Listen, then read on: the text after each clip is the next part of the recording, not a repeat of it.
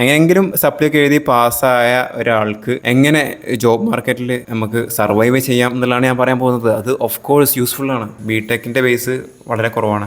Of course വൈബ്രേഷനിൽ സപ്ലി അടിച്ചു, ആ സപ്ലി ഒക്കെ എങ്ങനെയെങ്കിലുമൊക്കെ എഴുതിയെടുത്തു. അങ്ങനത്തെ ഒരാൾക്ക് എങ്ങനെ ജോബിലേക്ക് എത്താം എന്നുള്ളതാണ് നമ്മളിപ്പോൾ ചർച്ച ചെയ്യുന്നത്. അപ്പോൾ ഇതിൽ നിന്ന് എങ്ങനെ ജോബിലേക്ക് എത്തി എന്നുള്ളതെന്ന് പറഞ്ഞാൽ അടിപൊളിയായിരിക്കും. ചോദിച്ചതിൽ വളരെ സന്തോഷം. എൻ്റെ ഈ കോൺവെർസേഷൻ്റെ ലക്ഷ്യം തന്നെ അതാണ്. ജോലി കിട്ടണമെന്നുണ്ടെങ്കിൽ അവർ ചോദിക്കുന്നത് ഫസ്റ്റ് എക്സ്പീരിയൻസ് ആണ്. ഫ്രഷർ എന്നുള്ള ഐഡന്റിറ്റിയിൽ ഒരു ജോലി കിട്ടണമെങ്കിൽ ഭയങ്കര ബുദ്ധിമുട്ടല്ലേ, അതെങ്ങനെയാണ് നമ്മൾ മാനേജ് ചെയ്യുക? Okay, I really glad that you ask that question. അപ്പോൾ ഒന്നും നോക്കിയില്ല, ചെറിയ സാലറി ആണെന്നുണ്ടെങ്കിലും ഞാനതിൽ കയറി കൂടി എന്നുള്ളതാണ്. ഓക്കെ, ചെറിയ സാലറി ആണെന്നുണ്ടെങ്കിലും നിങ്ങൾ കയറി കൂടി. എത്ര ആയിരുന്നു നിങ്ങളുടെ സാലറി? ഫസ്റ്റ് സാലറി കുറവാണെന്നുണ്ടെങ്കിലും കറക്റ്റ് റൂട്ടിൽ കയറിയാൽ നമുക്ക് അതിൽ ഗ്രോ ചെയ്തുകൊണ്ടിരിക്കുക എന്നുള്ള ഒരു കൺസെപ്റ്റും അത് അടിപൊളിയായി. പക്ഷേ എനിക്കിനി അറിയേണ്ടത് 14,000 രൂപ സാലറിയിൽ നിന്ന് 18 lakhs പെർ ആനം എത്ര വർഷം കൊണ്ടായി? നിങ്ങളുടെ പേരെന്താണ്? എൻ്റെ പേര് ഹിഷാം. ഓക്കെ ഹിഷാം, എൻ്റെ പേര് ഹാഷിം. ഞാനിപ്പോൾ ഇവിടെ പറയാൻ പോകുന്നത് ജോലി കഴിഞ്ഞിട്ട് അല്ലെങ്കിൽ പഠനം കഴിഞ്ഞതിന് ശേഷം ഒരു ആവറേജ് മാർക്കോട് കൂടി അല്ലെങ്കിൽ സപ്ലി ഒക്കെ ഉണ്ടെന്ന് വിചാരിക്കുക. സപ്ലി ഉണ്ട്, പഠിക്കുമ്പോൾ ഒരുപാട് വിഷയം ബാക്ക്ലോഗ് ഉണ്ടായിരുന്നു, എന്നിട്ട് എങ്ങനെയൊക്കെയോ എക്സാമൊക്കെ പാസ്സായി പോയി. അങ്ങനെയുള്ള ഒരാൾക്ക് എങ്ങനെ ഒരു ജോലി കണ്ടുപിടിക്കാം? അല്ലെങ്കിൽ ഇപ്പോൾ ഡിഗ്രി കഴിഞ്ഞു എന്നിട്ട് പ്ലേസ്മെൻ്റ് ഒന്നും ആയില്ല, എന്നിട്ട് പുറത്തേക്ക് വന്ന ഒരാൾക്ക് എങ്ങനെ ഒരു ജോലി കണ്ടുപിടിക്കാം എന്നുള്ളതാണ് ഞാൻ ഇന്ന് പറയാൻ പോകുന്നത്. ഓക്കെ, ആ ഒരു ഇൻഫർമേഷൻ എങ്ങനെയാണ് നമുക്ക് യൂസ്ഫുൾ ആവുക? കാരണം അത് നിങ്ങളുടെ സ്റ്റോറിയാണ്. നിങ്ങളുടെ സ്റ്റോറി ഇപ്പോൾ എന്നോട് പറഞ്ഞുകൊണ്ട് എനിക്കെന്താണ് ഉപകാരം? ഓക്കെ, ഞാനിപ്പോൾ ഈ സ്റ്റോറി പറയാൻ ശ്രമിക്കുന്നത് എന്താണെന്ന് വെച്ചാൽ, ഇപ്പോൾ ഇത് എൻ്റെ അതേ പാറ്റേണിൽ ജോലി അന്വേഷിക്കുന്ന ആൾക്കാർ, അല്ലെങ്കിൽ ഒരു കോളേജിൽ പഠിക്കുന്ന കാലത്തൊരു ഓക്കെ എൻജോയ് ചെയ്യണം എന്നുള്ളൊരു മൈൻഡോട് കൂടി പോകുന്ന ആൾക്കാരുണ്ടാവും. അല്ലാന്നുണ്ടെങ്കിൽ ഒക്കെ വലിയ രീതിയിൽ എങ്ങനെയെങ്കിലൊക്കെ രക്ഷപ്പെടാം, ഈ കോളേജിൽ നിന്ന് കഴിഞ്ഞോട്ടെ എന്ന് വിചാരിക്കുന്ന ആൾക്കാരുണ്ടാവും. അങ്ങനത്തെ ആൾക്കാർക്കൊക്കെ ഈ പഠനം കാര്യങ്ങളൊക്കെ കഴിഞ്ഞിട്ട് ജോലി കിട്ടണം. ആ ഒരു പ്രോസസ്സ് എങ്ങനെയാണ് നിങ്ങളോട് പറയാൻ ശ്രമിക്കുന്നത്. ഞാൻ എന്തെല്ലാം കാര്യങ്ങളാണ് എൻ്റെ ജോലിക്ക് വേണ്ടി ട്രൈ ചെയ്തത്. 10ാം ക്ലാസ് കഴിഞ്ഞിട്ട് എല്ലാവരും +2 പോകുന്നുണ്ടെങ്കിൽ ഞാൻ പോളിക്കാണ് പോയത്. പോളി പോയതിന് ശേഷം ഞാൻ നേരെ ലാറ്ററൽ എൻട്രി എക്സാം എഴുതിയിട്ട് ബിടെക്കിന് പോയി. ബിടെക്കിന് പോയതിന് ശേഷം പിന്നെയും ഗേറ്റ് എഴുതി പാസ്സായിട്ട് എംടെക്കിന് പോയി. വെയിറ്റ് ഈ കാര്യങ്ങളൊക്കെ എന്തിനാണ് പറയുന്നത്? ഇതിലെന്താ റെലവൻസ് ഉള്ളത്?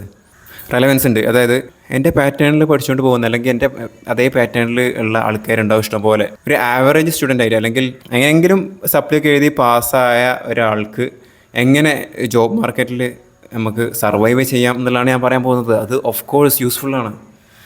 ഓക്കെ യൂസ്ഫുൾ ആയിരിക്കും. എന്നാൽ കാര്യങ്ങളിലേക്ക് കടക്കാം. എന്നിട്ട് എന്താ ഉണ്ടായത്? 10ാം ക്ലാസ് കഴിഞ്ഞിട്ട് നേരെ പോളിയിൽ പോയി. പോളിയിൽ പോയപ്പോഴും ആദ്യത്തെ ഇയറിൽ തന്നെ എനിക്ക് സപ്ലി ഉണ്ടായിരുന്നു. കമ്പ്യൂട്ടർ സയൻസ് എഞ്ചിനീയറിംഗ് ആയിരുന്നു. കമ്പ്യൂട്ടർ സയൻസ് എന്നുള്ളൊരു ടോപ്പിക് ഉണ്ടായിരുന്നു. ആ ടോപ്പിക്കിൽ എനിക്ക് സപ്ലി അടിച്ചു. ആ ഒരു പേപ്പർ എനിക്ക് പോയി. അത് ഞാൻ എഴുതിയെടുത്തു. എന്നിട്ട് എഴുതിയെടുത്തതിന് ശേഷം വീണ്ടും ഇങ്ങനെ കാഷ്വലായിട്ട് പഠിച്ചു പോയി. ഒരു ആവറേജ് മാർക്കോട് കൂടി എല്ലാ എക്സാമും പാസ്സായി. പിന്നെ ഓക്കെ പോളി കഴിഞ്ഞു. ഇനി എന്താ? ഇനി എവിടേക്കെങ്കിലുമൊക്കെ പോകണമല്ലോ, കുറച്ചും കൂടി പഠിക്കണമല്ലോ, അല്ലെങ്കിൽ എന്തെങ്കിലുമൊക്കെ ലൈഫ് മുന്നോട്ട് പോകണമല്ലോ, സർവൈവ് ചെയ്യണമല്ലോ. അപ്പോൾ പോളി കഴിഞ്ഞിട്ട് ജോലിക്ക് പോകാൻ എനിക്ക് എന്തായാലും താല്പര്യം ഉണ്ടെന്നില്ല, കുറച്ചും കൂടിയൊക്കെ പഠിക്കാമെന്ന് കരുതി. അങ്ങനെ പോളി കഴിഞ്ഞിട്ട് ഞാൻ ലാറ്ററൽ എൻട്രി എക്സാം എഴുതി. ലാറ്ററൽ എൻട്രി എക്സാമിൻ്റെ ഒരു പ്രത്യേകത എന്ന് വെച്ചാൽ നേരെ ബിടെക്ക് സെക്കൻഡ് ഇയറിലേക്കാണ് ഇരിക്കുക നമ്മൾ. അങ്ങനെ ആ സെക്കൻഡ് ഇയറിലേക്ക് ഡയറക്റ്റായിട്ട് ഇരുന്നിട്ട് അപ്പോഴും പോളിയിലൊരു ആവറേജ് ആയിട്ട് പഠിച്ചിട്ട് പിന്നെ അവസാനം ലാറ്ററൽ എൻട്രിക്ക് ഒന്ന് ഇരുന്ന് പഠിച്ചു, പാസ്സായി, ലാറ്ററൽ എൻട്രി നേടിയെടുത്തു. എന്നിട്ട് ബിടെക്കിന് പോയതിന് ശേഷം ബിടെക്കിൽ തന്നെ 4ാമത്തെ സെമ്മിൽ കറക്റ്റായിട്ട് എഞ്ചിനീയറിംഗ് മാത്തമാറ്റിക്സ് എന്നുള്ളൊരു സബ്ജക്റ്റ് ഉണ്ട്. വളരെ ബുദ്ധിമുട്ടാണ്, എല്ലാവർക്കും അറിയാം. പ്രത്യേകിച്ച് ഡിപ്ലോമ കഴിഞ്ഞിട്ട് ബിടെക്കിന് ചേരുന്ന ഏതൊരാൾക്കും മാത്സിൽ ഭയങ്കര വീക്കായിരിക്കും. അതിനൊരു പ്രത്യേക കാരണമുണ്ട്. കാരണം ഒരു കറക്റ്റ് ബേസ് കിട്ടിയില്ല എന്നുള്ളതാണ്. +2 പോവാതെ ബിടെക്കിന് പോയാൽ, +2 പോവാതെ പോളിടെക്നിക്ക് പോയിട്ട് ബിടെക്കിന് പോകുമ്പോൾ മാത്തമാറ്റിക്സിൻ്റെ ബേസും സയൻസിൻ്റെ ബേസിക്കും വല്ലാതെ കിട്ടില്ല. പിന്നെ +2 എന്ന് പറയുന്നത് സ്കൂൾ വൈബാണ്, ഡിപ്ലോമ എന്ന് പറയുന്നത് കോളേജ് വൈബാണ്. ഇപ്പോൾ കോളേജ് വൈബിലൂടെ ആയിരിക്കും പോവുക. ഇപ്പോൾ 10ാം ക്ലാസ് കഴിഞ്ഞിട്ട് നേരെ കോളേജ് വൈബിലേക്ക് പോയാലുള്ള ഒരു ഡിഫറൻസ് ഉണ്ടാവുമല്ലോ, അത് ആ ഒരു ഡിഫറൻസ് നമ്മളെ പഠനത്തിനും ചെറുതായിട്ട് ബാധിക്കും എന്നുള്ളതാണ്. ഓക്കെ, അങ്ങനെ ലാറ്ററൽ എൻട്രി എഴുതിയിട്ട് ബിടെക് സെക്കൻഡ് ഇയറിൽ കയറി. എന്നിട്ടും കുറേ പഠിച്ചു. എഞ്ചിനീയറിംഗ് മാത്തമാറ്റിക്സിൽ സപ്ലി അടിച്ചതിന് ശേഷം അങ്ങനെ ഒരു ആവറേജ് ലെവലിൽ ഇങ്ങനെ പോയി. അവസാനം ബിടെക് കഴിഞ്ഞിട്ടും എനിക്ക് കാര്യമായിട്ട് നോളജൊന്നുമില്ല. പിന്നെ അതേപോലെ കമ്മ്യൂണിക്കേഷൻ സ്കിൽ തീരെ ഇല്ല. ഇംഗ്ലീഷ് പറഞ്ഞ സാധനം അറിയില്ല. 10ാം ക്ലാസ് വരെ മലയാളം മീഡിയം, പിന്നെ പ്ലസ് ടു പോയിട്ടില്ല. പോളിയിൽ കുറച്ചൊക്കെ എന്തൊക്കെയോ, പിന്നെ കമ്മ്യൂണിക്കേഷൻ സ്കില്ല് തീരെയില്ല. ഒരു ഗ്രൂപ്പ് ഡിസ്കഷൻ അറ്റൻഡ് ചെയ്യാനോ അതിൽ കാര്യമായിട്ട് പെർഫോം ചെയ്യാനോ അല്ലെങ്കിൽ ഒരു ഇൻ്റർവ്യൂ വന്ന് അറ്റൻഡ് ചെയ്യാനോ അതിനെല്ലാം എനിക്ക് പേടിയായിരുന്നു. അതുകൊണ്ട് തന്നെ ഒരൊറ്റ ഇൻ്റർവ്യൂവിനും അവസരം കിട്ടിയിട്ടും ഞാനിരുന്നിട്ടില്ല. കാരണം ഇൻ്റർവ്യൂ അറ്റൻഡ് ചെയ്യാൻ എനിക്ക് ഭയങ്കര പേടിയാണ്, ഇംഗ്ലീഷ് അറിയില്ല. അപ്പോൾ ആ രീതിയിൽ ഇനിയും മുന്നോട്ട് പോകണമല്ലോ, എനിക്ക് പെട്ടെന്ന് തന്നെ ഒരു ജോലി കയറിയിട്ട് ഒരു പ്രൊഫഷണൽ ആവാൻ താല്പര്യം ഉണ്ടായിരുന്നില്ല, ജസ്റ്റ് ഇങ്ങനെ പോവാം എന്നുള്ളൊരു താല്പര്യം. അങ്ങനെ M.Tech പഠിച്ചാൽ കുറച്ചും കൂടി ടൈം ഇങ്ങനെ പഠിച്ചുകൊണ്ട് കളിച്ചുകൊണ്ട് എൻജോയ് ചെയ്യാം. ഒരു ക്വിക്ക് സമ്മറി എടുക്കട്ടെ. അതായത് നിങ്ങളിപ്പോൾ B.Tech പഠിച്ചുകൊണ്ടിരിക്കുകയാണ്, പഠിച്ചു കഴിഞ്ഞിട്ട് ഒരു ആവറേജ് സ്റ്റുഡൻ്റ് ആയിരുന്നു, സപ്ലി ഉണ്ടായിരുന്നു, സപ്ലി എഴുതിയെടുത്തു. അതിന് ശേഷം കമ്മ്യൂണിക്കേഷൻ സ്കില്ല് തീരെ ഉണ്ടായിരുന്നില്ല നിങ്ങൾക്ക് എന്നുള്ളതാണ് പറയണത്. ഒരു ജോലി കിട്ടണമെങ്കിൽ ഓഫ് കോഴ്സ് കമ്മ്യൂണിക്കേഷൻ സ്കില്ല് വേണം. അതുപോലെ തന്നെ കുറച്ച് ഇൻ്റർപേഴ്സണൽ സ്കില്ലും കുറച്ച് സോഫ്റ്റ് സ്കില്ലും അതുപോലെ തന്നെ നമ്മൾ പഠിച്ച ഏരിയയിലുള്ള ഡീപ്പായിട്ടുള്ള നോളജൊക്കെ വേണം. അപ്പോൾ ഇനി ഇവിടുന്ന് അങ്ങോട്ട് എങ്ങനെ അടുത്തൊരു സ്റ്റേജ് എന്തായിരുന്നു എന്നുള്ളതെന്ന് പറയാം. ഓക്കെ, അടുത്ത സ്റ്റേജിൽ ഇപ്പോൾ B.Tech കഴിഞ്ഞു, എനിക്ക് കുറച്ചും കൂടിയൊക്കെ പഠിച്ച് പോകണമായിരുന്നു, മുന്നോട്ട് പോകണം. അതായത് പഠിക്കാൻ നല്ലൊരു പ്രൊഫഷണലാവണ്ട, എനിക്ക് കുറച്ച് എൻജോയ് ചെയ്യണം. അതായത് എൻജോയ് ചെയ്യണമെന്ന് വെച്ചാൽ ഒരു ബേസിക് കുറച്ചും കൂടി പഠിച്ചാൽ ഒരു പ്രൊഫഷണൽ അല്ലല്ലോ, പഠനത്തിൻ്റെ ഇടയിൽ കളിയും കാര്യങ്ങളും നമ്മളെ ഫുട്ബോൾ കളിയും അങ്ങനത്തെ കാര്യങ്ങളൊക്കെ നടക്കുമല്ലോ. അങ്ങനെ വെച്ചിട്ട് കുറച്ചും കൂടി പഠിക്കണം എന്നൊരാഗ്രഹം. അങ്ങനെ M.Tech നല്ലൊരു ഓപ്ഷനാണല്ലോ. അപ്പോൾ M.Techന് ഗേറ്റ് വേണം, ഗേറ്റിന് പഠിക്കണം. അപ്പോൾ ഈ B.Techന് പഠിച്ച മുഴുവൻ ഉഴപ്പിയിട്ടാണ്.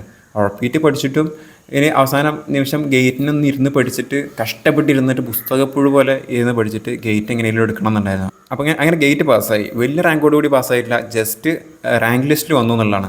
ഇപ്പോൾ ഗേറ്റിൻ്റെ കേസിൽ ജസ്റ്റ് റാങ്ക് ലിസ്റ്റിൽ വന്നാലും ഒരു കേരളത്തിലെ ഗവൺമെൻറ് കോളേജിലൊക്കെ അഡ്മിഷൻ നമുക്ക് കിട്ടും എന്നുള്ളതാണ് അതിൻ്റെ വാസ്തവം. അങ്ങനെ എനിക്ക് കോളേജ് ഓഫ് എഞ്ചിനീയറിംഗ് ട്രിവാൻഡ്രം, അതായത് ഗവൺമെൻറ് എഞ്ചിനീയറിംഗ് കോളേജ്, കേരളത്തിലെ തിരുവനന്തപുരത്തെ ഗവൺമെൻറ് എഞ്ചിനീയറിംഗ് കോളേജ്, ആ കോളേജിൽ ഒരു അഡ്മിഷൻ കിട്ടി M.Techന് മെഷീൻ ഡിസൈൻ. അപ്പോൾ അതിൽ കയറി അതിൽ പഠനം തുടങ്ങി. ഇപ്പോൾ നേരെ ഭയങ്കര ബുദ്ധിമുട്ടായിരുന്നു, കാരണം ബേസ് ഇല്ല, B.Techൻ്റെ ബേസ് വളരെ കുറവാണ്. ഓഫ് കോഴ്സ് വൈബ്രേഷനിൽ സപ്ലി അടിച്ചു. അങ്ങനെ സപ്ലി അടിച്ചിട്ട് അങ്ങനെ മുന്നോട്ട് പിന്നെയും പോയി. അവസാനം B.Techൻ്റെ അവസാനം പ്രൊജക്റ്റ് ഉണ്ടാവുമല്ലോ, പ്രൊജക്റ്റ് ഉണ്ട്, അതേപോലെ സെമിനാർ പ്രസൻറ്റേഷനുണ്ട്. അപ്പോൾ ഈ പ്രസൻറ്റ് ചെയ്യാൻ ഇംഗ്ലീഷ് അറിയില്ല. അങ്ങനെ ആകെ ഭയങ്കര ബുദ്ധിമുട്ടായിരുന്നു. M.Techന് പഠിക്കുന്നുണ്ട്, പക്ഷേ നോളജ് ഉണ്ടോ? നോളജ് ഇല്ല. കമ്മ്യൂണിക്കേഷൻ സ്കില്ലുണ്ടോ? കമ്മ്യൂണിക്കേഷൻ സ്കില്ലില്ല. ഇംഗ്ലീഷ് മര്യാദയ്ക്ക് സംസാരിക്കാൻ കഴിയില്ല. ഒരു സ്റ്റേജ് കൈകാര്യം ചെയ്യാൻ കഴിയില്ല. ഒരു പ്രൊജക്ട് പാനലിനെ ഫേസ് ചെയ്യാൻ കഴിയുമോ? അതിനും കഴിയില്ല.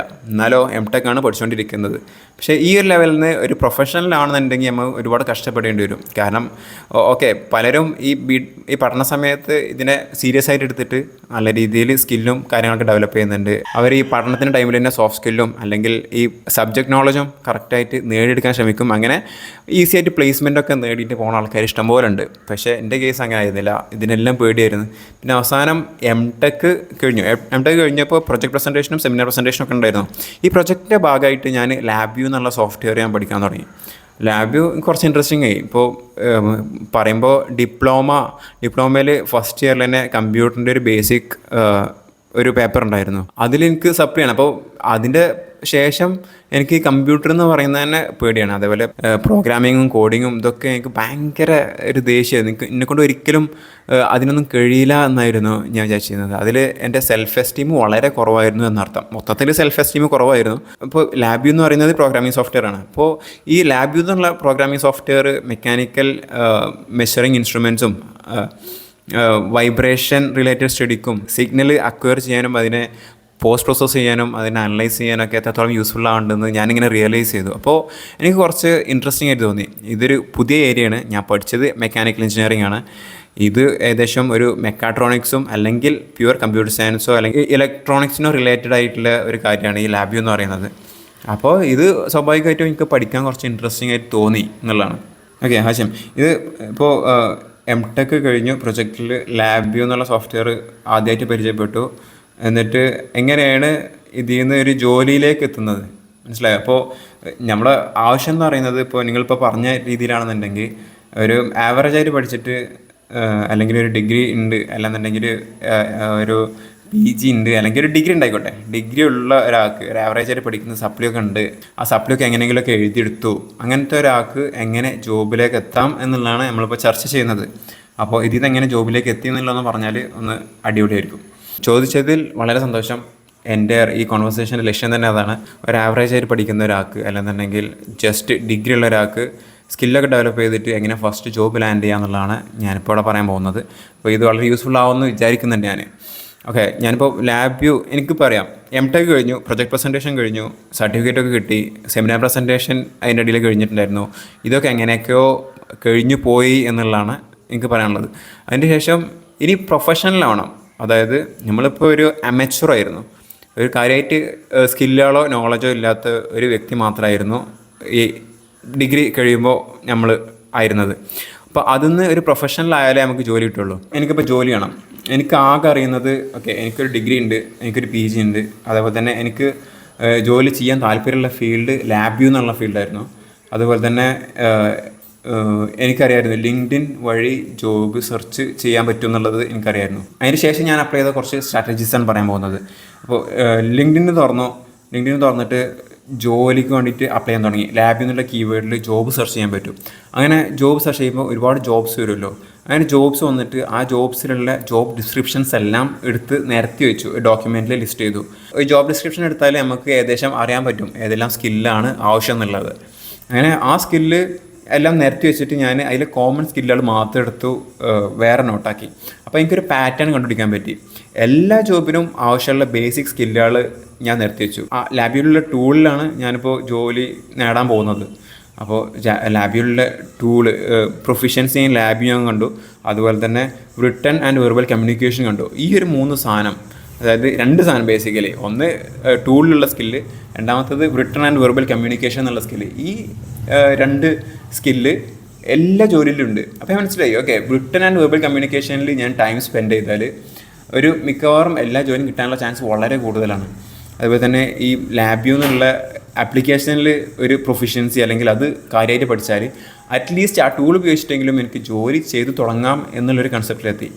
ഓക്കെ, ഇപ്പോൾ എനിക്ക് എൻ്റെ ലാബ് സ്കില്ല് നമ്മളെ കമ്പനീനായിട്ട് അല്ലെങ്കിൽ ഇപ്പോൾ ജോബ് ഇൻ്റർവ്യൂ ആണെന്നുണ്ടെങ്കിൽ ജോബ് ഇൻ്റർവ്യൂവിൽ എനിക്ക് ഷോക്കേസ് ചെയ്യണം, അല്ലാന്നുണ്ടെങ്കിൽ വെർബൽ ആൻഡ് റിട്ടൺ കമ്മ്യൂണിക്കേഷൻ എനിക്ക് ഷോക്കേസ് ചെയ്യണം. ഇത് രണ്ടും ഞാൻ ഷോക്കേസ് ചെയ്താൽ എനിക്ക് ജോലി കിട്ടാനുള്ള ചാൻസ് വളരെ കൂടുതലാണ്. ഓക്കെ, ബേസിക്കലി നമ്മൾ സ്കില്ല് ഡെവലപ്പ് ചെയ്യണം, അതല്ലേ ഹാഷിം നിങ്ങൾ ഉദ്ദേശിക്കുന്നത് പറയാൻ? അതെ, എന്താണെന്ന് വെച്ചാൽ ഇപ്പോൾ കമ്പനീസിൽ ജോലി കിട്ടണമെന്നുണ്ടെങ്കിൽ അവർ ചോദിക്കുന്നത് ഫസ്റ്റ് എക്സ്പീരിയൻസ് ആണ്. എക്സ്പീരിയൻസ് ഉള്ള ആൾക്കാർക്ക് അവർ ഭയങ്കര വില കൊടുക്കുന്നുണ്ട്. പക്ഷേ ഒരു ഫ്രഷറെ സംബന്ധിച്ചിടത്തോളം, ഒരു കോളേജ് കഴിഞ്ഞിട്ട് വന്ന ആൾക്കാരെ അല്ലെങ്കിൽ പുറത്തിറങ്ങിയ ആൾക്കാരെ സംബന്ധിച്ചിടത്തോളം എക്സ്പീരിയൻസ് ഇല്ല. അപ്പോൾ എക്സ്പീരിയൻസ് കിട്ടണമെങ്കിൽ ജോലി വേണമല്ലോ. അപ്പോൾ അതിങ്ങനെ മാച്ചായി പോകുന്നില്ല. അപ്പോൾ ഒരു ആദ്യത്തെ ഒരു ജോലി എക്സ്പീരിയൻസ് ഇല്ലാത്ത ഫ്രഷർ എന്നുള്ള ഐഡൻറ്റിറ്റിയിൽ ഒരു ജോലി കിട്ടണമെങ്കിൽ ഭയങ്കര ബുദ്ധിമുട്ടല്ലേ? അതെങ്ങനെയാണ് നമ്മൾ മാനേജ് ചെയ്യുക? Okay, I really glad that you asked that question.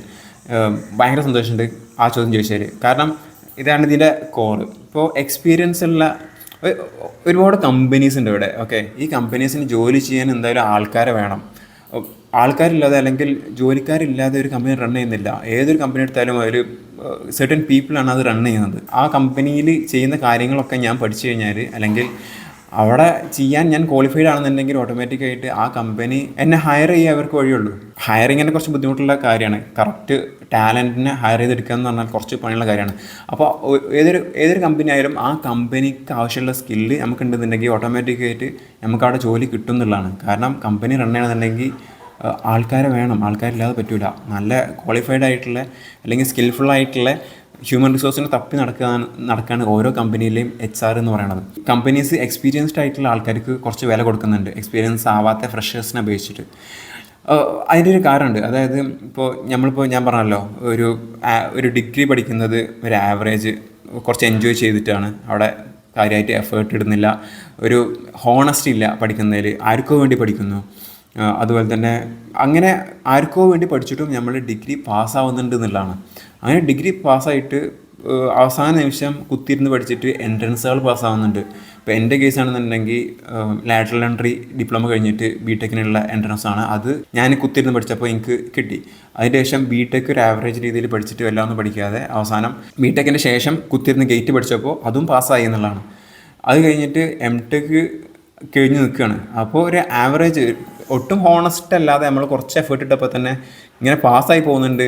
Education ക്വാളിഫിക്കേഷൻസും സർട്ടിഫിക്കറ്റും എല്ലാം കാര്യങ്ങളും കിട്ടുന്നുണ്ട്. അപ്പോൾ നമ്മൾ ആത്മാർത്ഥമായിട്ട് ഫുൾ എഫേർട്ട് ഇട്ട് എന്തൂസിയാസത്തോടു കൂടി ഒരു ലക്ഷ്യത്തോടു കൂടി ഒരു കാര്യത്തിന് എഫേർട്ട് ഇടുമ്പോൾ അത് എത്രത്തോളം അതിന് ഫ്രൂട്ട്സ് പ്രൊഡ്യൂസ് ചെയ്യും. അതും ഇപ്പോൾ ഈ പഠനത്തിൻ്റെ ടൈമിലാണെന്നുണ്ടെങ്കിൽ ലാസ്റ്റ് എക്സാമിൻ്റെ തലേന്ന് നൈറ്റ് ഔട്ട് അടിച്ചിട്ടാണ് നമ്മൾ പഠിക്കാറുണ്ടായിരുന്നത്. ഇപ്പോൾ ഈ ജോലിയുടെ കേസിലാണെന്നുണ്ടെങ്കിൽ രാവിലെ 9 മണി മുതൽ 6 മണി വരെ ചെറിയ റെസ്റ്റോട് കൂടിയിട്ട് നമ്മൾ ജോലി ചെയ്തുകൊണ്ടിരിക്കുകയാണ്. അതും ഒരേ ഡയറക്ഷനിലാണ് പോകുന്നത്, ഒറ്റ കാര്യം മാത്രമാണ് ചെയ്യുന്നത്. അതിൽ ചെറിയ ഇമ്പ്രൂവ്മെൻ്റ് ഒക്കെ ചെയ്തിട്ട് ഇങ്ങനെ പഠിച്ച് പോവാണ്.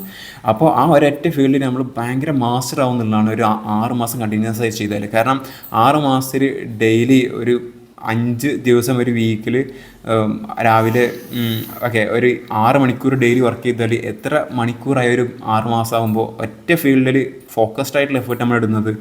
അവർ എക്സ്പീരിയൻസ് ആയിട്ടുള്ള ആൾക്കാർക്ക് ഓഫ് കോഴ്സ് വാല്യൂ ഉണ്ട്.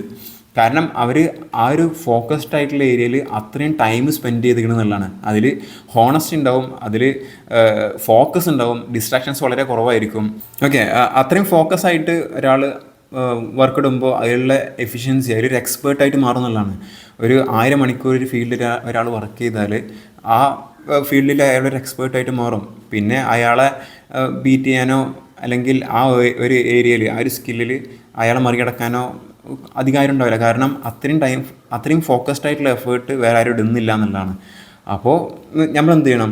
നമ്മളിപ്പോൾ ആസ് എ ഫ്രഷർ നമുക്കൊരു കമ്പനിയിൽ ജോലി ചെയ്യണം. ഇപ്പോൾ ലാബ്യൂ ഉപയോഗിക്കുന്ന ഒരു കമ്പനിയിലേക്ക് ജോലി വേണം. അപ്പോൾ അവിടെ വെർബൽ കമ്മ്യൂണിക്കേഷൻ ഉണ്ടാവും, റിട്ടൺ കമ്മ്യൂണിക്കേഷൻ ഉണ്ടാവും, ഓഫ് കോഴ്സ് ലാബ്യൂൻ്റെ ഡെയിലി യൂസേജ് ഉണ്ടാവും. അപ്പോൾ ഞാനെന്ത് വിചാരിക്കണം, ഒരു 6 മാസം എനിക്ക് ഇൻറ്റേൺഷിപ്പ് കിട്ടിയെന്ന് കരുതുക. 6 മാസം ഇൻറ്റേൺഷിപ്പ് കിട്ടിയാൽ ഇൻറ്റേൺഷിപ്പിന് സ്വാഭാവികമായിട്ടും പേയ്മെൻറ്റ് കുറവായിരിക്കും, അല്ലെങ്കിൽ തീരെ ഉണ്ടാവില്ല. ചില കമ്പനീസ് പേയ്മെൻറ്റ് തീരെ കൊടുക്കില്ല, ചില കമ്പനീസ് പേയ്മെൻറ്റ് കൊടുക്കും. അപ്പോൾ പേയ്മെൻറ്റ് കിട്ടാതെ തന്നെ എനിക്ക് ജോലി കിട്ടിയെന്ന് വിചാരിക്കുക. ഒരു 6 മാസം എനിക്ക് ജോലി കിട്ടിയെന്ന് വിചാരിച്ചിട്ട് 6 മാസം കണ്ടിന്യൂസ് ആയിട്ട് നമ്മൾ രാവിലെ 9 മണി മുതൽ വൈകുന്നേരം 6 മണി വരെ ചെറിയ റെസ്റ്റോട് കൂടിയിട്ട് ഫോക്കസ്ഡ് ആയിട്ട് എന്ത് ചെയ്യുന്നു? ലാബ് ഉപയോഗിച്ച് പഠിക്കുന്നു, അല്ലെങ്കിൽ ലാബിൽ പഠിച്ചുകൊണ്ടിരിക്കുന്നു, അല്ലെങ്കിൽ written communication and verbal communication practice ചെയ്തുകൊണ്ടിരിക്കുന്നു. അപ്പോൾ ഇങ്ങനെ പ്രാക്ടീസ് ചെയ്തുകൊണ്ടിരുന്നാൽ ഓഫ് കോഴ്സ് ഒരു 6 മാസം കഴിയുമ്പോൾ ഒരു 6 മാസം ആ കമ്പനിയിൽ അല്ലെങ്കിൽ ഏതെങ്കിലും ഒരു കമ്പനിയിൽ ആ ടൂൾ ഉപയോഗിച്ചിട്ട് വർക്ക് ചെയ്ത ഒരാളെ അത്ര തന്നെ ഒരു ക്വാളിറ്റി വന്നില്ലെങ്കിലും അതിൻ്റെ ഒരു 60% അല്ലെങ്കിൽ 55% എങ്കിലും വന്നാൽ ആസ് എ ഫ്രഷർ നമുക്കൊരു ഭയങ്കര അഡ്വാൻറ്റേജ് ആണുള്ളത്. അപ്പോൾ ഓട്ടോമാറ്റിക്കായിട്ട് നമ്മളിപ്പോൾ ഇൻ്റർവ്യൂ ബോർഡിന് മുന്നിൽ ഇൻ്റർവ്യൂ ചെയ്യാനിരിക്കുകയാണെന്നുണ്ടെങ്കിൽ അവർ ഹയർ ചെയ്യാൻ പാകില്ല. കാരണം ഇത്രയും ക്വാളിറ്റിയുള്ള ഒരാളെ വേറെ കിട്ടിയിട്ടില്ല. കാരണം നമ്മൾ ആ സ്കില്ല് ഡെവലപ്പ് ചെയ്തുകൊണ്ടിരിക്കുകയാണ്. ഈ ഒരു സെയിം മെത്തേഡാണ് ഞാൻ ഒരു 6 മാസം കണ്ടിന്യൂസ് ആയിട്ട് ചെയ്തത്. എനിക്കറിയാം ലാബിലുള്ള ടൂളിലുള്ള പ്രൊഫഷൻസി വേണം, ഇംഗ്ലീഷ് കമ്മ്യൂണിക്കേഷൻ വേണം, ഈ 2 കാര്യം എന്തായാലും വേണം. അപ്പോൾ 3 ഏരിയയിൽ പ്രധാനമായിട്ടും ഞാൻ പാരലായിട്ട് 6 മാസം വർക്ക് ചെയ്തുകൊണ്ടിരുന്നു. ആദ്യം ലാബിയോ ടൂള് പഠിച്ചുകൊണ്ടിരുന്നു, വെർബൽ കമ്മ്യൂണിക്കേഷൻ പഠിച്ചുകൊണ്ടിരുന്നു. കാരണം റിട്ടൺ കമ്മ്യൂണിക്കേഷൻ ഇപ്പോൾ എനിക്ക് ആവശ്യമില്ല ജോലി കിട്ടാൻ. അതിന് ശേഷം ജോബ് ഹണ്ടിങ്, വളരെ ഇമ്പോർട്ടൻ്റ് ആയിട്ടുള്ള കാര്യം. ജോബ് ഹണ്ടിങ് എന്നുള്ളതൊരു സ്കില്ലാണ്. ആ ഒരു സ്കില്ലിലും കണ്ടിന്യൂസ് ആയിട്ട് ഒരു 6 മാസം ഇതിന് പാരലായിട്ട് വർക്ക് ചെയ്തുകൊണ്ടേയിരുന്നു. കാരണം നമ്മൾ സ്വന്തമായിട്ട് ഒരു 0 സ്കില്ലിൽ നിന്ന് അല്ലെങ്കിൽ ഒരു ആവറേജ് സ്കില്ലിൽ നിന്ന് ഒരു കമ്പനിക്ക് ആവശ്യമായിട്ടുള്ള സ്കില്ല് ഡെവലപ്പ് ചെയ്തിട്ട് നമ്മൾ പേഴ്സണലി ഡെവലപ്പ് ചെയ്തതിന് ശേഷം ഒരു ജോലി ഹണ്ട് ചെയ്തെടുക്കുകയാണ് സ്വന്തമായിട്ട്. അങ്ങനെ ഒരു ജോലി കിട്ടുമ്പോൾ ജോബ് ഹണ്ടിങ് പഠിക്കണം നമ്മൾ. അങ്ങനെ പഠിക്കുമ്പോൾ പിന്നെ ഈ ജോലി മാറിയിട്ട് അല്ലെങ്കിൽ ഒരു 2 വർഷം ആ ജോലിയിൽ കണ്ടിന്യൂ ചെയ്തതിന് ശേഷം ജോബ് സ്വിച്ച് ചെയ്യുമ്പോൾ നമുക്കൊരു കോൺഫിഡൻസ് കിട്ടും. അതായത് ഞാൻ ഒറ്റയ്ക്കാണല്ലോ ജോലി കണ്ടുപിടിച്ചത്, ജോബ് ഹണ്ടിങ് സ്കില്ല് എനിക്കറിയാം, എങ്ങനെ ഒരു പുതിയ ജോലി ലാൻഡ് ചെയ്യുക എന്നുള്ള കാര്യം അറിയാം. 0 സ്കില്ലിൽ നിന്ന് അല്ലെങ്കിൽ ആവറേജ് സ്കില്ലിൽ നിന്ന് നമുക്ക് വേണ്ട സ്കില്ല് ഡെവലപ്പ് ചെയ്തിട്ട് ഒരു ജോലി നേടിയെടുക്കാൻ എനിക്കറിയാം. അങ്ങനത്തെ ഒരു ആത്മവിശ്വാസം കിട്ടുമ്പോൾ കൂളായിട്ട് സ്ട്രെസ് ഫ്രീ ആയിട്ട് നമുക്ക് ജോബ് സ്വിച്ച് ചെയ്യാനും കഴിയുമെന്നുള്ളതാണ്. അപ്പോൾ കണ്ടിന്യൂസ് ആയിട്ട് ജോബ് ഹണ്ടിങ്ങും പഠിച്ചുകൊണ്ടിരുന്നു ലിങ്ക്ഡിൻ ഉപയോഗിച്ചിട്ട്. അപ്പോൾ സ്കില്ല് ഡെവലപ്പ് ചെയ്തു. ലാബ് സ്കില്ല് മാത്രം ഡെവലപ്പ് ചെയ്തു, അല്ലെങ്കിൽ ഇംഗ്ലീഷ് സ്കില്ല് മാത്രം ഡെവലപ്പ് ചെയ്തു കൊണ്ടിരുന്നിരുന്നെങ്കിൽ എനിക്ക് അവസാനം ജോബ് ഹണ്ടിങ് സ്കില്ല് എനിക്ക് അറിയണ്ടായിരുന്നില്ല. ഒരു 6 മാസം ഇത് കണ്ടിന്യൂസ് ആയിട്ട് വർക്ക് ചെയ്തതിന് ശേഷം പിന്നെ 6ാമത്തെ മാസം കഴിഞ്ഞതിന് ശേഷം അല്ലെങ്കിൽ 4ാമത്തെ മാസം കഴിഞ്ഞതിന് ശേഷം ജോബ് ഹണ്ടിങ്ങിന് ഇറങ്ങുമ്പോൾ ജോബ് ഹണ്ടിങ് സ്കില്ല് എനിക്കില്ല. അപ്പോൾ ജോലി കിട്ടാനുള്ള ചാൻസ് വളരെ കുറവാണ്. അത് പാരലായിട്ട് ഈ 3 ഏരിയയിലും വർക്ക് ചെയ്തുകൊണ്ട് എനിക്ക് ജോബ് പെട്ടെന്ന് കിട്ടിയെന്നുള്ളതാണ് റെഫറൻസിലൂടെ. അപ്പോൾ എനിക്ക് ലാബ് സ്കില്ല് ഷോക്കേസ് ചെയ്യണം. അതിനെന്താണ്, ഇപ്പോൾ ലാബ് സ്കില്ല് ഒന്നുമില്ലെങ്കിൽ ഇൻ്റർവ്യൂവിൻ്റെ ടൈമിൽ ലാബിൽ ഞാൻ കോഡ് ചെയ്ത് കാണിച്ചു കൊടുക്കണം ആ ടൂള്. അല്ലാന്നുണ്ടെങ്കിൽ എനിക്കൊരു സർട്ടിഫിക്കേഷൻ ചെയ്യാവുന്നേ ഉള്ളൂ. ഇപ്പോൾ ഒരു സർട്ടിഫിക്കേഷൻ കോഴ്സ് എന്തെങ്കിലും ചെയ്താൽ, അല്ലെങ്കിൽ ഒരു സർട്ടിഫിക്കേഷൻ എക്സാം എഴുതിയിട്ട് പാസ്സായിട്ട് അതിൻ്റെ സർട്ടിഫിക്കറ്റ് കാണിച്ചു കൊടുത്താൽ എനിക്ക് ജോലി കിട്ടാനുള്ള ചാൻസ് വളരെ കൂടുതലാണ്.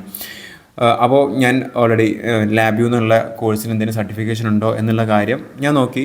ഓഫ് കോഴ്സ് അതിന് കുറേ ഓൺലൈൻ ഫോറംസ് സെർച്ച് ചെയ്തു ഇത് പഠിക്കാൻ വേണ്ടിയിട്ട്. നാഷണൽ ഇൻസ്ട്രുമെൻറ്റ്സ് എന്ന് പറഞ്ഞ കമ്പനിയുടെ ഒരു സോഫ്റ്റ്വെയർ ആണല്ലോ ലാബ്യൂ എന്ന് പറയുന്നത്.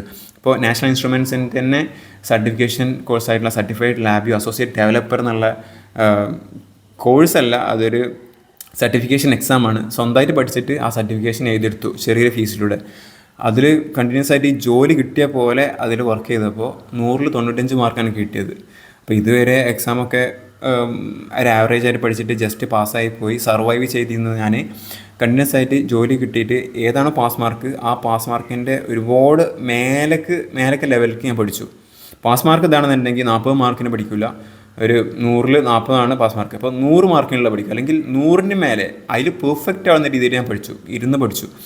അങ്ങനെ പഠിച്ചതിന് ശേഷം കണ്ടിന്യൂസ് ആയിട്ട് ജോലി അപ്ലൈ ചെയ്തുകൊണ്ടിരുന്നു. അപ്പോൾ ഞാൻ പറഞ്ഞല്ലോ ഈ 6 മാസം കണ്ടിന്യൂസ് ആയിട്ട് ജോബ് ഹണ്ടിങ്ങും ഞാൻ പ്രാക്ടീസ് ചെയ്യുന്നുണ്ടായിരുന്നു, വെർബൽ കമ്മ്യൂണിക്കേഷനും പ്രാക്ടീസ് ചെയ്യുന്നുണ്ടായിരുന്നു, ലാബിലുള്ള സ്കില്ലും ഡെവലപ്പ് ചെയ്തുകൊണ്ടിരിക്കുന്നുണ്ടായിരുന്നു. ഓക്കെ, ഈ വെർബൽ കമ്മ്യൂണിക്കേഷൻ എങ്ങനെയാണ് ഈ 6 മാസം കൊണ്ട് അല്ലെങ്കിൽ കണ്ടിന്യൂസ് ആയിട്ട് സ്പെൻഡ് ചെയ്തുകൊണ്ട് ഡെവലപ്പ് ചെയ്യുക എന്നുള്ളത് ഭയങ്കര ഒരു ക്വസ്റ്റ്യനാണ്. കാരണം ഒരു തീരെ സംസാരിക്കാൻ കഴിയാത്ത ഒരാൾക്ക് ഇംഗ്ലീഷ് സംസാരിക്കാൻ കഴിയണമെന്നുണ്ടെങ്കിൽ അത് കുറച്ച് പണിയാണെന്നാണ് ഞാൻ മനസ്സിലാക്കിയിട്ടുള്ളത്. അതെങ്ങനെയാണ് ചെയ്യുക?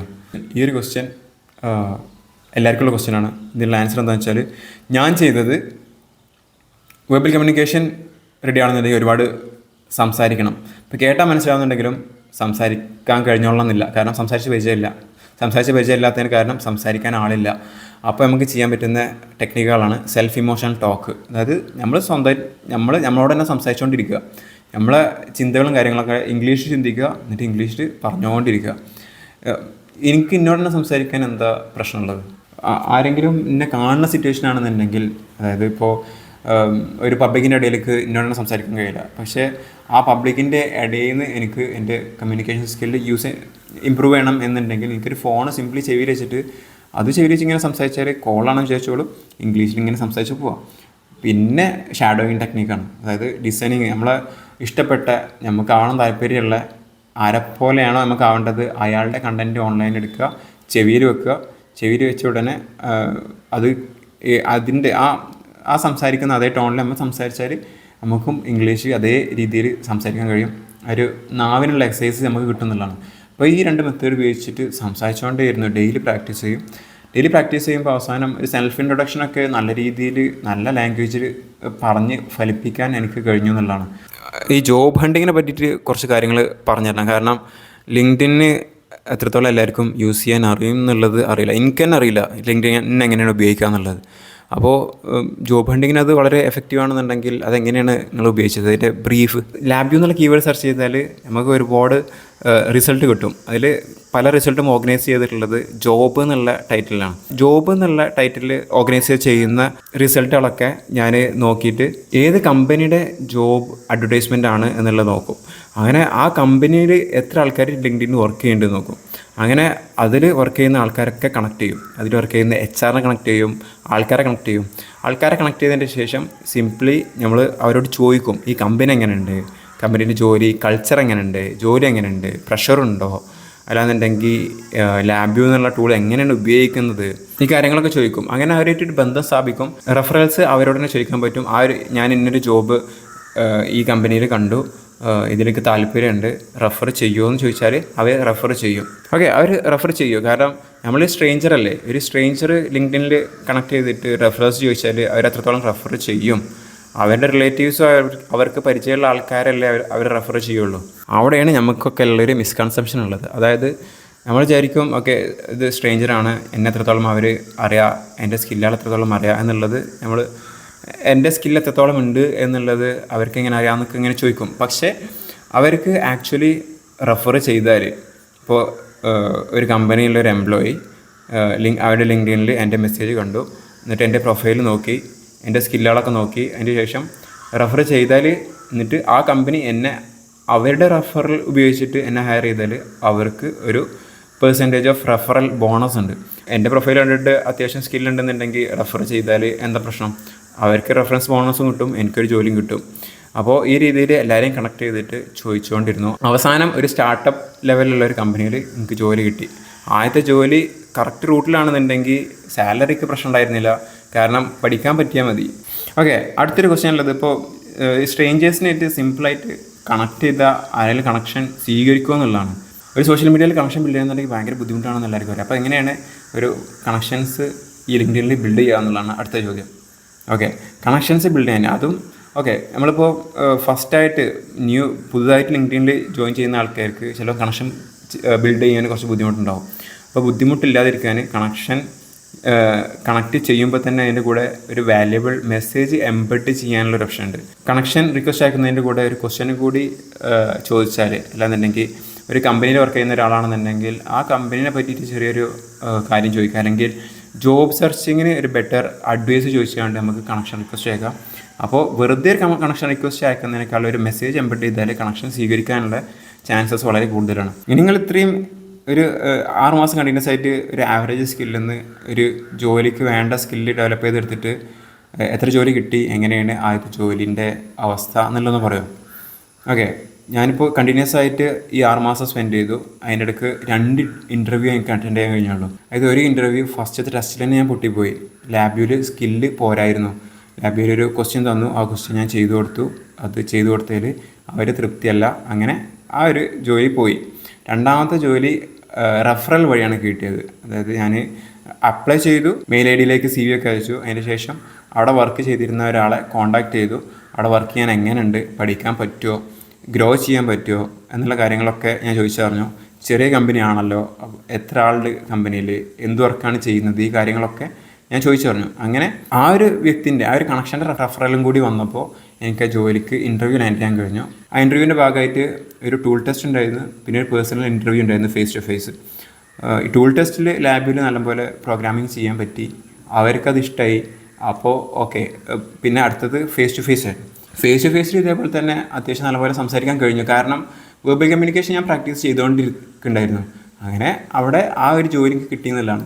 ഞാൻ പഠിച്ചത് മെഷീൻ ഡിസൈൻ ആണെന്നുണ്ടെങ്കിൽ മെഷീൻ ഡിസൈനും ആ കമ്പനിയിലുണ്ട്, ലാബിയുണ്ട്. ഇപ്പോൾ ഏതാണെന്നുണ്ടെങ്കിലും എനിക്ക് ഫ്ലെക്സിബിളാണ്, ഏത് രീതിക്കും ആണെന്നുണ്ടെങ്കിൽ പോവാം. അപ്പോൾ ഒന്നും നോക്കിയില്ല, ചെറിയ സാലറി ആണെന്നുണ്ടെങ്കിലും ഞാനതിൽ കയറി കൂടി എന്നുള്ളതാണ്.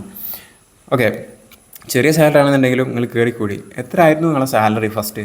ഇപ്പോൾ ഒരു ജോലി നേടുമ്പോൾ, അല്ലെ ഫസ്റ്റത്തെ ഒരു ജോലി നോക്കുമ്പോൾ ഒരു ആവറേജ് സ്കില്ല് ഡെവലപ്പ് ചെയ്തിട്ട് ഫസ്റ്റ് ജോലി കയറുമ്പോൾ നമ്മൾ സാലറി എത്രത്തോളം കൺസിഡർ ചെയ്യണം എന്നുള്ളതാണ്. Okay, good question. എൻ്റെ കേസിലാണെന്നുണ്ടെങ്കിൽ ഞാൻ സാലറി വല്ലാതെ കൺസിഡർ ചെയ്തിട്ടില്ല. കറക്റ്റ് റൂട്ടാണെന്നുണ്ടെങ്കിൽ ഞാൻ കയറുമായിരുന്നു. അങ്ങനെ കറക്റ്റ് റൂട്ടായിരുന്നു, ഞാൻ കയറി.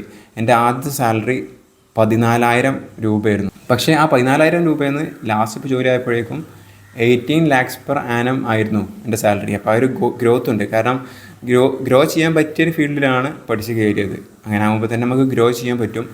ആ ടൂൾസ് എല്ലാം നമുക്ക് പഠിച്ചതിന് ശേഷം നമ്മളെ വെർബൽ കമ്മ്യൂണിക്കേഷൻ സ്കില്ല് ജോലി ചെയ്യുമ്പോൾ ഇമ്പ്രൂവ് ചെയ്തുകൊണ്ടിരിക്കുകയാണ്, നമ്മൾ ലാബിലുള്ള സ്കില്ല് ഇമ്പ്രൂവ് ചെയ്തുകൊണ്ടിരിക്കുകയാണ്. അങ്ങനെ എല്ലാ രീതിയിലും ഇമ്പ്രൂവ് ചെയ്യുമ്പോൾ നമ്മളുടെ സ്കില്ല് ഇമ്പ്രൂവ് ആവും. അതിനനുസരിച്ചിട്ട് നമ്മൾ ആ കമ്പനിക്ക് കൊടുക്കുന്ന വാല്യൂ കൂടുതലായിരിക്കും, കമ്പനിക്ക് റവന്യൂ ജനറേറ്റ് ചെയ്യാൻ കഴിയും. അങ്ങനെ ആ കമ്പനി നമുക്ക് കൂടുതൽ പേ തരും. അതേപോലെ തന്നെ കമ്പനി സ്വിച്ച് ചെയ്യുമ്പോൾ നമുക്ക് നല്ലൊരു ഹൈക്ക് കിട്ടും എന്നുള്ളതാണ്. ഓക്കെ ഹാഷിം, ഞാൻ ആദ്യം വിചാരിച്ചത് തീരെ യൂസ്ഫുൾ ആവില്ല എന്നാണ്, പക്ഷേ എനിക്ക് ഇതിലുള്ള പല ലെസൺസും യൂസ്ഫുൾ ആയിട്ടുണ്ട്. ഞാൻ അതേ രീതിയിൽ ട്രൈ ചെയ്യാൻ നോക്കും. ഇതേ രീതിയിലല്ലെങ്കിലും ചെറിയ ചെറിയ മാറ്റങ്ങൾ വരുത്തിയിട്ട് അല്ലെന്നുണ്ടെങ്കിൽ എൻ്റെ കംഫർട്ടബിളായിട്ട് എൻ്റെ ഒരു റൂട്ട് കൂടെ ഇതിൽ നിന്ന് കുറച്ച് ലെസൺസ് എടുത്തിട്ട് എനിക്ക് ചെയ്ത് നോക്കാൻ പറ്റും.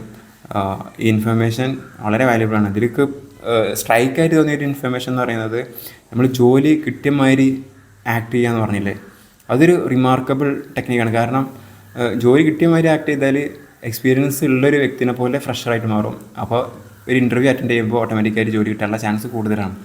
പിന്നെ രണ്ടാമത്തത്, നമ്മൾ ജോബ് സെർച്ച് ചെയ്തുകൊണ്ടിരിക്കുമ്പോൾ ഈ സ്കില്ല് ഡെവലപ്പ് ചെയ്തുകൊണ്ടിരിക്കുമ്പോൾ ജോബ് സെർച്ച് ചെയ്തുകൊണ്ടിരിക്കണം.